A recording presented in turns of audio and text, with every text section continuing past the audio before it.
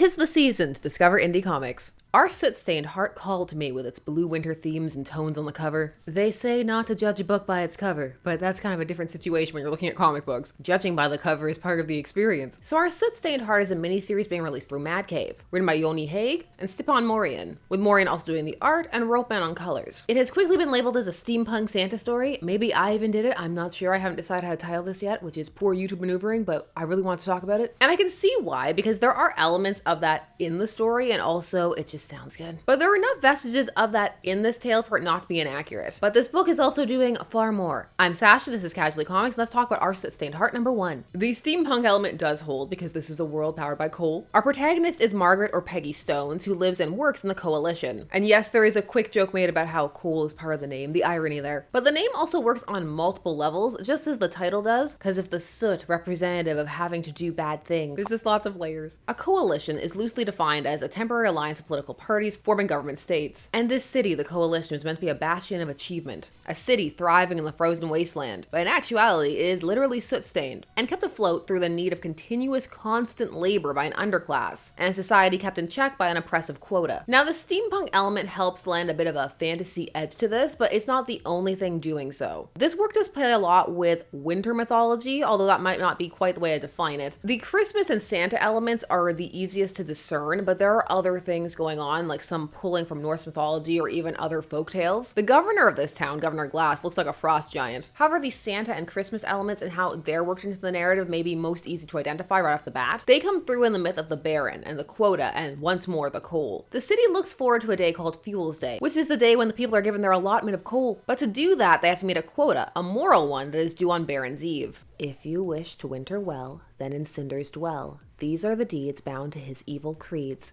Wrong makes right, it's the Baron's might. The fire must be fed, the quota must be met. We lost our rhyme! As the Baron's edict goes, it's the law. If you want coal on Fuel's Day, you have to steal, argue, and brawl all year. Simply be bad, cause you'll be watched. Now there are a couple of layers to this. There's that nursery rhyme kind of classic children's song element, playing with the admittedly ominous if one thinks about it Santa rhyme. He sees you when you're sleeping. He knows when you're awake. He knows if you've been bad or good, so be good for goodness sake. It is not a new thing for people to take that and kind of slant it in a more negative light. Only here the fun flip on it is that because society runs on coal, the quota which must be met essentially involves being bad and potentially murder. Murder is really strongly hinted at. So it's the idea that you want to be bad for badness sake. This story is using those familiar themes from childhood to work through something else. This story is much more about class structure and living under an oppressive system, and in this case, an authoritarian steampunk state, where actions are logged, lists kept, and through the protagonist, it's largely about what it means to exist in opposition to that, because Peggy is good. They even say that she's been a good girl, which has several different kind of connotations that one could put on it. It's negative in terms of their worldview and that she's against it, but in general, that can be a very condescending type of phrase. Now, Peggy doesn't meet the quota, or seem to do any of the things she should. She helps people, she sticks up for them, she ends up being inspirational just by being around. She's trying to adhere to morals that her father taught her, who was also a rebel, a problem. She does all this while doing the monotonous task of shoveling the coal that keeps society running. There are some hints, if one wanted to read into it, that the quota may also be a form of kind of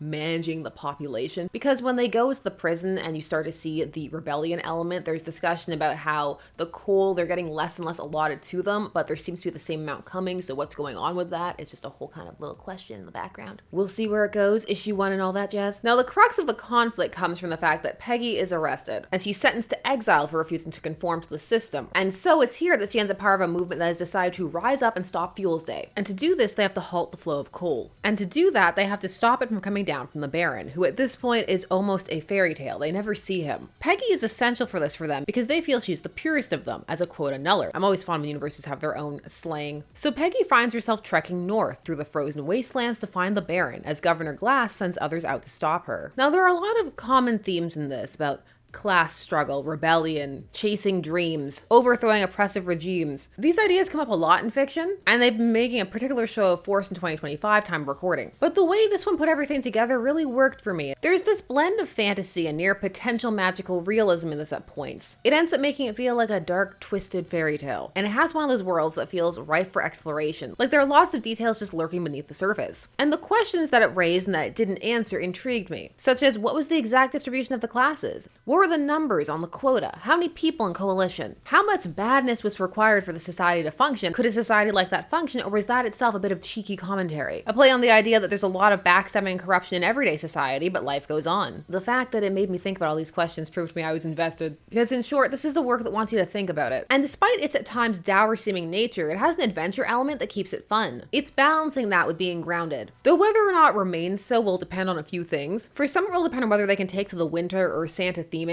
Some may find it too childish or silly. Different strokes for different folks. Some may also feel that they've seen these themes played out before and may not be interested in seeing them again. And for some, it may all come down to execution. Now, the art serves the story quite well. It's fluid and it doesn't stick to one style constantly, and that allows for some really dynamic moments. And because of that, each of the characters has their own kind of energy. You see that particular with characters like Glass and Peggy. Maureen co-created 20th Century Men within his camp and has done other work like on DC's New Gods, which may be where some recognize the style from. There's an edge of European styling to a lot of it, which is less of an influence that you see on American comics in general, though it's starting to creep in more and more. But that could be something else that helps the book stand out for some. While for others, they may find the shifts or just the shifts in between scenes jarring. There's one in particular as they're walking up to the factory that I found quite charming. It almost turns into a political cartoon for a moment, but that scene then jumps back to the more regular style, and it is quite the shift. The color work is also well done. The coldness and warmth really comes through in the use of blues and reds. It's really well constructed. For me, I really enjoyed reading it, and I reread it right away, and I read it digitally, and then I went and ordered a physical copy. They got me twice. And this one rereads well in that the relationships and pacing tighten up on a reread, whereas on the first read, they can feel a tad rushed. As already mentioned, this is one of those works that wants you to think about the world and Peggy and the kind of character that she is. And I don't know, I got sucked into it. There's also this underlying message of the importance of stories and myths and the way that it ties into hope and then how that hope can be channeled into action. Every day I get farther from home and I fear from myself.